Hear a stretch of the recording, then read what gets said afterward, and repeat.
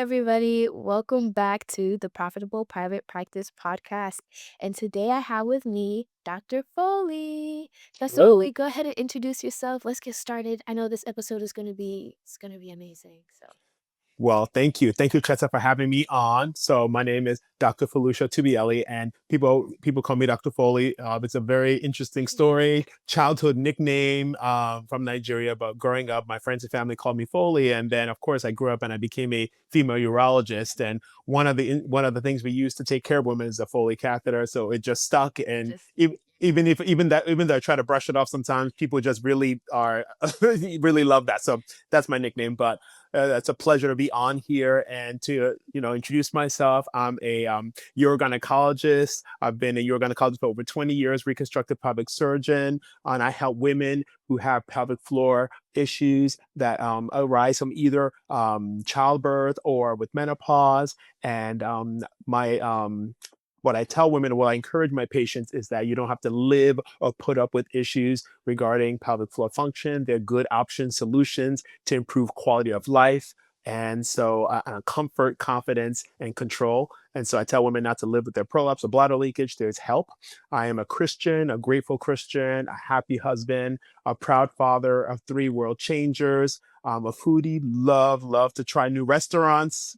I love the outdoors. I love peace and quiet, and I love the beach. My dream vacation is sand and the ocean. So sand in that, the ocean. Yes, that's amazing.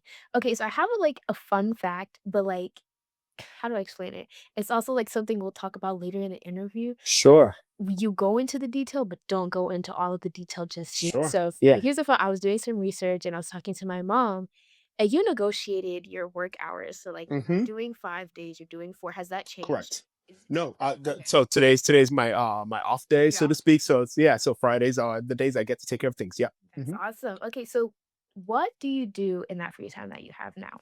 That's a good question. So it started with wow, I get this extra day, and I really wanted to take my kids to school.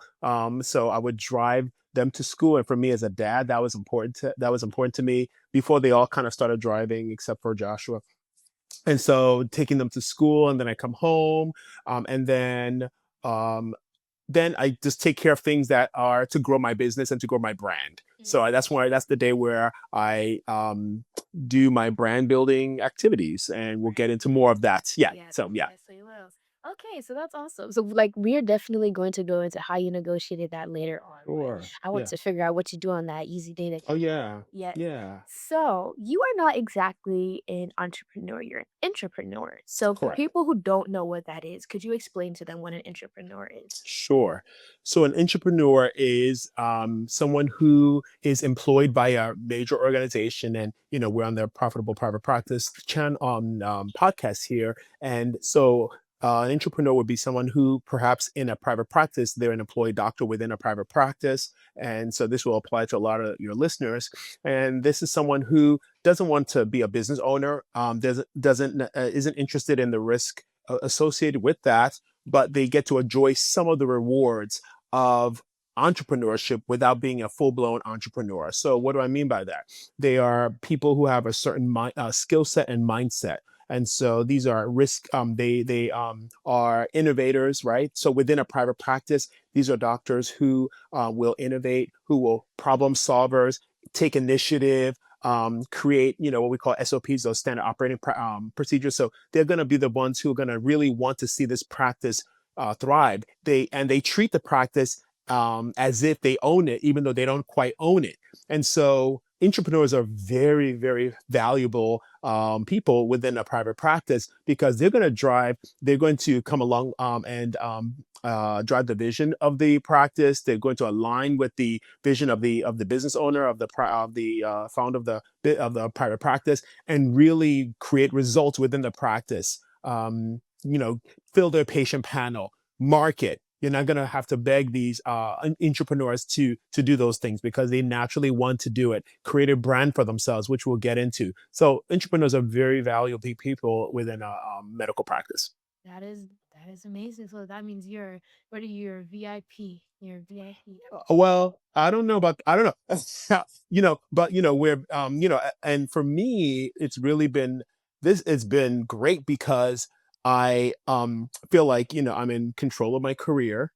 Mhm. Yes, I will get into the negotiation. That's another thing. They're negotiators. We take initiative. I've been able to create a brand for myself and really create a career that I enjoy, that's balanced, that also takes, and it's a win-win-win, is what I like to say as an entrepreneur. So that's going to be a win for my patients, right? They're going to get great care, excellent care, high quality, those things. It's going to be a win for, the organization. And so whether it's a whether it's a private practice, that practice is going to grow and see benefits, and it's going to be also a win for the business owner, the profit from productivity, right? We're very productive people. We're not, with entrepreneurs, you don't have to beg them to show up and to go the extra mile. That's just part of our nature. Yeah. But it's also going to be a personal win for me. And so, the free time that I've been able to carve out to do important things for my faith, family, fitness, those kinds of things. So, yeah, it's awesome.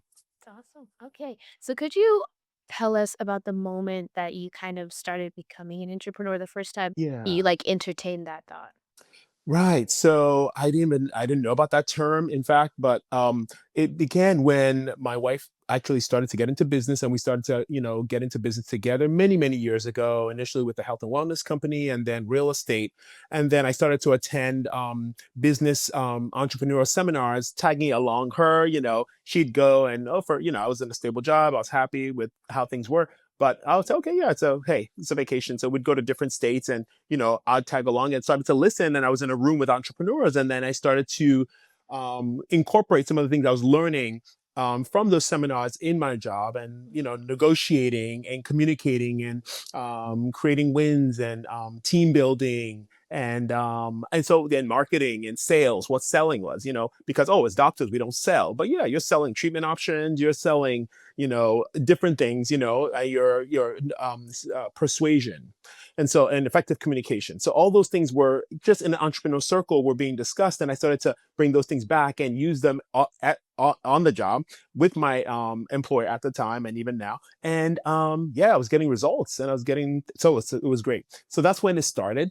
But when I joined the EntreMD Business School, and people, and one of the bonuses of being in the EntreMD Business School is that I get to also enjoy the PPPM curriculum and be a part of that group. That has really opened the doors for me over the last few years in terms of really being very, what's the word I would say? Very proactive in terms of what I bring to the table and how to really negotiate even at a higher level, and all the other things that come with brand building, visibility, and marketing, and networking, and all the things. So that's really been a very rewarding journey and experience for me. So I'm very happy.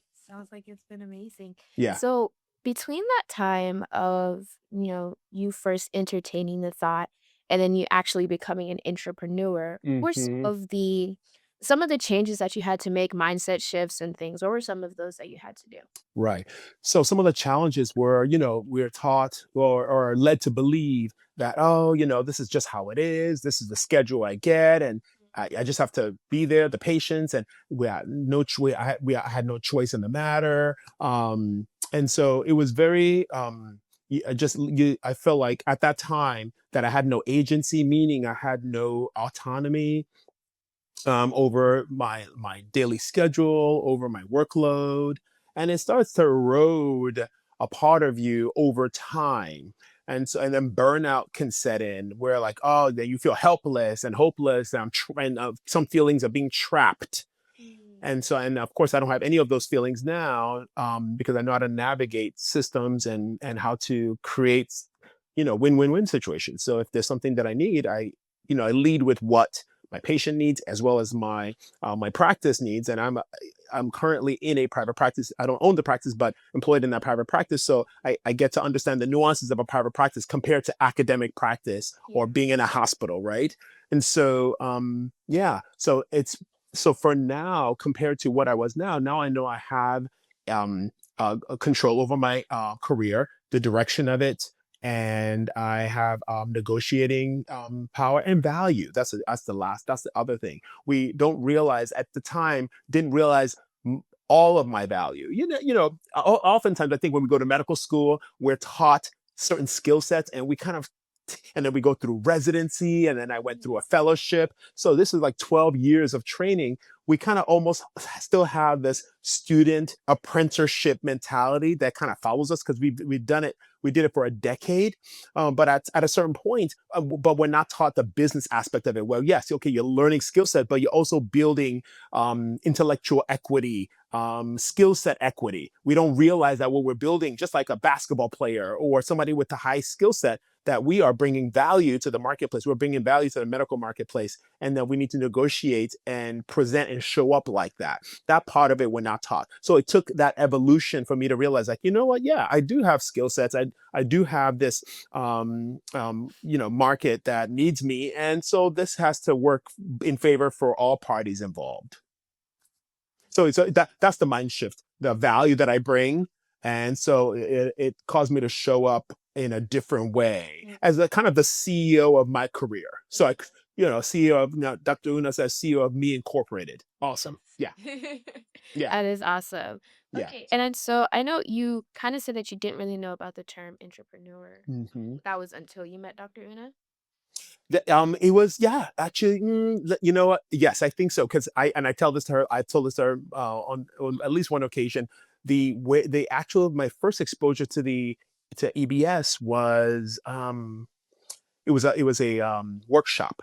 It was a workshop, but one of the first podcasts that I listened to was Dear Physician, and I don't even remember how I stumbled upon the EntreMD podcast at this point, but it was Dear Employed Physician, Dear Employed Physician, and I think it was at that episode that I first got the deep understanding of what an entrepreneur was. I think that was when it was, and then of course, yeah, the rest is history.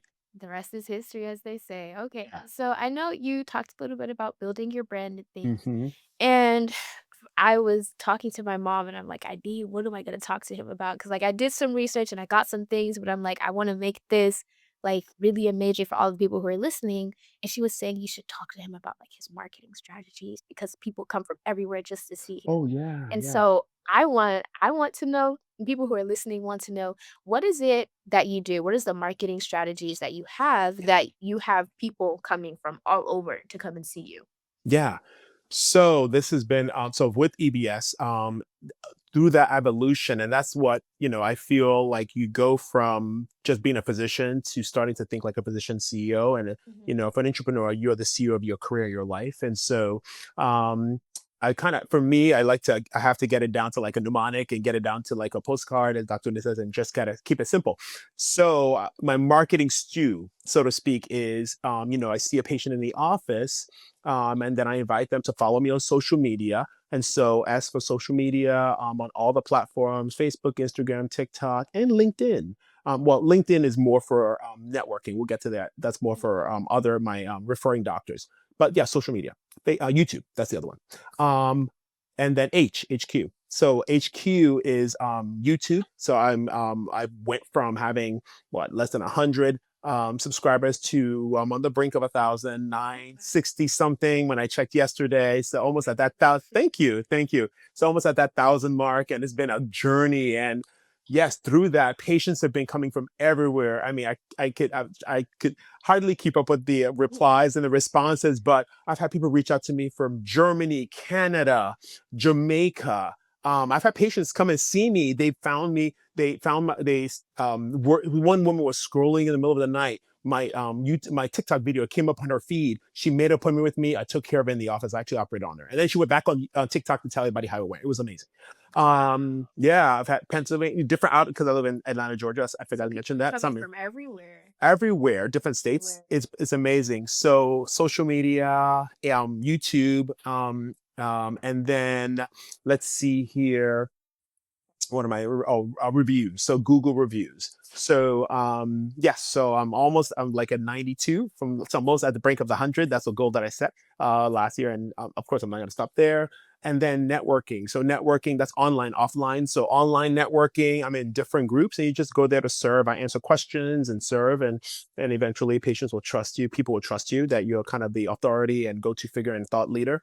And then in-person networking. So in my local community, whether it's at a hospital or a medical center or an event, I go there and I show up as, the urogyncologist. So that's kind of like my marketing stew. I do have a newsletter that I send out to my patients, just to inform. And I actually have a Facebook page as well that I also educate. So between the education, between health tips, between videos and reviews and showing up in online, offline, that's kind of like my marketing stew. And and that I bring my referring doctors in there, networking LinkedIn. So and so it's been awesome. Okay, so I want to ask a question. You have people like you said Germany, you said Jamaica, you have me shocked. And so I know for Mhm, something like that, it requires a lot of trust for someone to see a video on TikTok and then appear in your office the next, mhm, like, the next day mhm. per se. So how are you able to build that type of trust with your clients? Yeah, and I'll say this all the time. Being in the business school and PPPM has been really helpful because you learn that their framework. So I Mhm. was the one where social media for me was just friends, family, anniversaries, birthdays, holidays, and that's it. I didn't. But then my mindset shifted once I joined the business school to treat social because I can be a private person. I'm not the one there dancing and showing and telling everyone my business, but treat it as a business tool. And I'm like, okay, yeah, I can do that. When Dr. said, I can do that. Yeah. So I treat it primarily as a business tool, and then I'll sprinkle some personal things in there so everybody, so I appear human still. But yeah. So there's a framework to it. You build trust, right? And you have to hook. There's a hook. So you have to. Mm, It's a story. It's for your first 30. What is it? Is it 5 seconds, 7 seconds, 30 seconds? You have to yeah. hook your audience. You have to get their attention. You tell a story or a statistic or something that's going to keep them reading, and then you have them for another 30 seconds. And then you educate. There's a whole framework to it. And then a call to action. So then after you've gotten their attention, you've educated. I encourage women, for example, for me, women who deal with issues that are embarrassing. It's not life threatening, but still affects quality of life. I encourage my patients to, and I encourage my listeners online to not live or put up with it. They're good options, safe solutions that can improve the quality of life. And then I give a call to action. I invite you to work with me. My credentials, reviews. So I build trust and yeah, and then a call to action to work with me and give my ways to reach me, and then you finish off with give them a picture of a preferred feature. So there's a whole framework, and The I framework. yes I think in frameworks. So once I get the framework in my head, I'm good. So it's been great, and that's been very and video very of course because we're visually activated. So video is very effective for the work I do to build trust, so that women feel they could come and see me and and trust me after just watching a video. I'm gonna find you and have you teach me all of this. Just who's good. Like, and let me just soak this in because, like, I just started my page and the same thing you're talking about, Hmm. talking about, and clearly it's working. So there's something that Yeah. I need to be doing. That is amazing. So you just work in frameworks and you have the thing to pull people from. Correct. Yeah. So when I do my video, when I do the copy or the outline, it's depending on what you're talking about, you just kind of fit it into that framework. And people care about what they care about. And so when I do a video, I've evolved in terms of not just what I want to talk about, but what is their problem? What's their pain point? What's their pain point? That's really what they will care about. And so I just address that. And you have to focus your efforts and speak to the same person. When it's business, you're talking to the same person all the time. And so it's been a fun journey and to see what works, see what didn't work with one video or what worked more, and then you do more of what's working. It's allowed me to have it's really developed this creative outlet too, and I love it. It's great. So how long did it take you to, let's say, build your brand, build your channel, build all of those things? Like an estimated time, I guess. Yeah, I would say, I'm in year three of the business school now. So I would say year one, I felt like I was soaking a lot of things in. And year two is when I was like, I started to do more. Year three, meaning 2025, just this last calendar year, is when I kicked it into full gear because understood. I had revolved, me becoming that person was now ramped up. You first have to put in the reps and work out kinks, and I'm still doing that even as we speak. But and then at a certain point, you gain more confidence, and then you know what to do. And then you just have to amplify. So this is my amplification phase, so to speak. And so just do more of what's working. And so I would say it took what that evolution is what 1 to 3 years, so to speak. Yeah. Okay. You're doing a good job. Virtual high five. And this is like, oh, you're kind. And this is while working full time. So I don't, if it were, this is after hours, it's on a 1 day a week, on a week. So, and then balancing all of life too. So yeah, yeah. You're doing amazing. You're doing a Thank very you. I good job. appreciate that. Okay. I appreciate So that. let's talk about this negotiation for your work hours. So how Mm, did you went from 5 to 4 days? How were you able to do that? What did the conversation end up like? How persuasive were you? How many yeah. conversations did you have to have about this one thing? Well, it's this concept that I learned at in where if you can collapse time, right? Mm. I'm forgetting. I think it's Parkinson's rule. I think that's it. Where you depending on how much time you assign a task, that's how much time it'll take. So if you give it more time, the task will fill up the space to the time you give it versus if you collapse it down. So once I understood that, I said, how can I get the same work done in 4 days? Mm. And so then I figured out how to do that. And then now how do I sell this to the practice I was, the owner of the practice that I worked for at the time initially and still, and so it's a matter, okay, how is it going to be a win for them? Well, if the work is still going to be the same, the output's going to still be the same, the productivity is still going to be the same, the revenue generation and all the things are still going to be the same, but I get it done in less time, there's no loss to them, and so if it's no loss to them, then it's a win-win. So I kind of you lead with what that person wants again. And so I led with that, and then they get what they want, I get what I want. They get the same, output, productivity, so to speak, revenue, in a private practice, but I also get that day and rest and balance, and it works out. And it made me I find it made me actually more productive. So when I show up, I'm more rested, mentally, physically, spiritually, all the things. Um, yeah, and then of course the day then became a day, okay, carved out where I can do all the things that we've just talked about as an entrepreneur in a private practice that I'm in now. That would have been more challenging if I worked 5 days a week and felt like I'm playing catch up all the time. So yeah, so it's worked out nice. Okay. So I know a lot of private practice physicians will say, okay, I don't have enough time to do whatever it is that I need to do. But you were able to like collapse your activities. That way you have enough time and then you have extra time to focus on your friends, family, fitness, all of the things. So how are you able to have time for this, have time for that? But it's like you're not getting an extra set of 24 hours. You still have Correct. the same Right. 24 hours as everybody else. Yeah. And so it a number of things. I think just first of all, the mindset, there's enough time. Coaching is so important. I mean, we can talk for hours. Coaching is so important, and Dr. Una coaches that, we have enough time to get the important things done. We can't get everything done, but the things that are important, Mhm. the most important things, we have enough time to get those things done. So leading with that, it oftentimes feels great when we're busy and I got this done, that done, that done. But if that's not the high priority thing, you're just busy, you're not productive, you're not moving the needle forward. And so discipline to get those things, the important things done first, and believing that, yes, I do have enough time to get the important things. That's how it starts. And then, okay, then mapping it out. You have to have a system, your calendar. When do you get things done? When's your high energy time? When are you doing what? Right? Everything has to have a home. Mhm. Essentially, everything has to have a house, a home to Yeah. live in, where you get things done. And then rinse and repeat.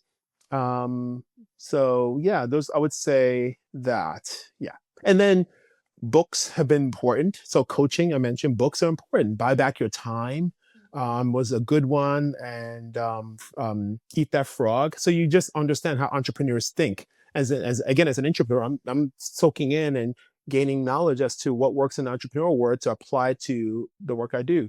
And so you outsource the things you can outsource, right? So someone cleans our home.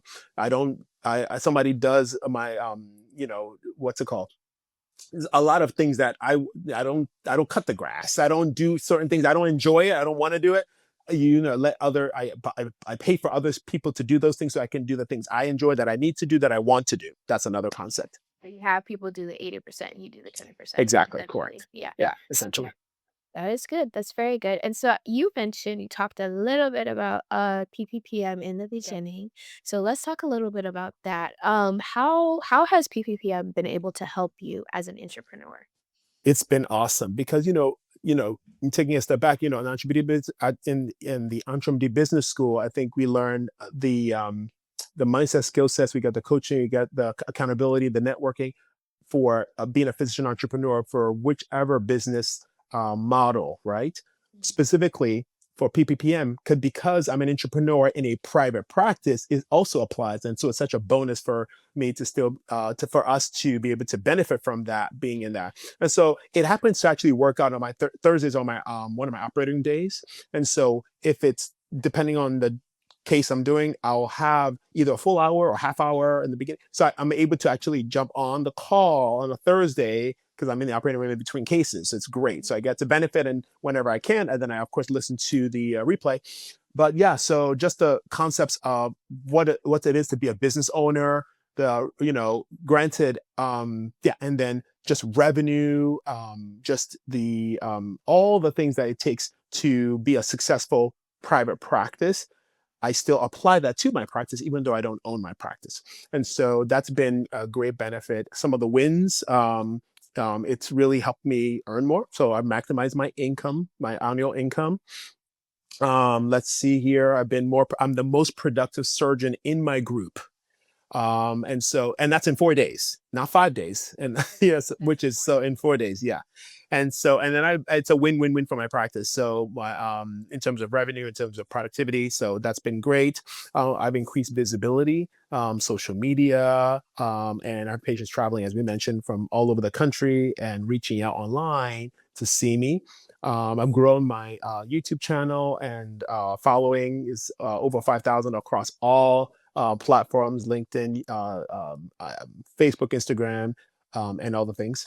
And then lastly, we talked about the 4-day work week. So in terms of being part of PPPM, a lot of the concepts has allowed me to have these tangible wins, you can say. Yeah. Okay. So yeah, if someone is thinking of doing PPPM, but they're a little bit skeptical, what is the one thing you would tell them about PPPM that you think would convince them to join? It's so focused. It's actually a no-brainer. It's like it's almost free. You know what I'm saying? For what you're getting, no, for what you're getting, it's like what I don't want to misquote 197 a month or Wow. less than 2 grand a year. Mhm. It's like almost free. For the value, for the coaching, I mean the seven-figure labs, the seven-figure business owners who come on and do master classes from the templates, from all the things that are taught. It's great. It's awesome. And then Dr. Una comes on there. She also does her coaching, and then there's implementation sessions. I mean, it's just I think for anybody who's in private practice, you get to be in a community of other practice owners to win. And I think and I'm not in a private practice that I own yet, but it's been it's been such a great benefit. That's beautiful. So now to anybody who is thinking about joining, you can go to entremd.com/thrive. Okay. PPPM will change your life. I'm not a private practice owner, but I was in the call and I was like, whoa, It's good. Yeah, it's really good. that's crazy. A Like lot of value. a lot of value. The call I was in was talking about, okay, what are the things that you need to delegate? What are the things you need to get rid of? What are the things that you shouldn't even be doing anymore? And I was like, I'm not a private practice owner. I'm a And you get a benefit. podcaster, but I still Yeah. got a whole lot just out of that. So entremd.com/thrive, you will love it. It's awesome. It is worth your investment. Any investment you put into entremd is an investment you put into yourself. So It's fantastic. Yeah, it's a great. that. All right. And so Dr. Una talks about having your dream business and your dream life. So let's talk about Yeah. dream life. So what's going on there? Got Yeah. so many things. Yeah. So some other wins and tangible wins you could call it is just the extra free time, right? So Mhm. that the extra day, yes, to work on my brand, to grow my brand and do those things. But then there's more time for my faith that's very important to me. And so if I'm exhausted and tired, I won't be able to be able to invest in my faith community, serve, and also lead my family in that way. That's very important to me. And so that's been a win. My and then spend time with my family. We do things together, and I want to be a present dad. So that's really important to me. And then my fitness, taking care of myself, and whether it's sleep, rest, working out, thinking time, reading time, resting time, vacationing, all the things. So being able to have a balanced work life is so important. Again, everything has its home. So there's work days, and then there's the other days. And so that's been the intangible wins, and it's been invaluable, those wins. It's been invaluable. Now this I didn't have this question planned, but Dr. Foley, you look like someone who is very fit. So I kind of want to know like what type of workout do you I would imagine you as like a mountain climber or as a runner, one of those things. So like what is it, what type because you mentioned fitness quite a bit. So what is it that Yeah. you do? So yeah, I wish I could say I'm a mountain climber. So yeah, I used to run. And then as time has gone on, as I've gotten older, I don't enjoy run. I will do it for the health benefits, but I don't Mhm. enjoy it. So is in terms of fitness, you don't have to enjoy it. I know, like, that's the icing on the cake. You kind of do things, yeah, that's entrepreneurs. We do that. But I kind of want to do something long term that I enjoy.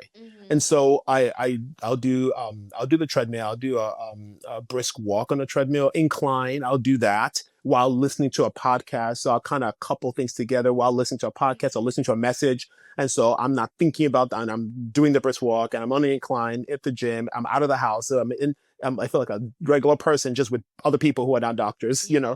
outside the hospital. And so that's very refreshing for me. Walking our dog, I'll do that. In the summer times, I love swimming, so I'll do that. But I also watch what I eat. That's part, because a lot of fitness is, I think they say 80% of it is nutrition, 20% is where. So in terms of what I eat, how I eat, I do practice intermittent fasting, whether I'm doing it for faith, spiritual based reasons, or just out of just as a good practice. So I'll do that. And taking supplements and those kinds of things is also important to me. So I think it's a combination of those things. Combination. Yeah, yeah.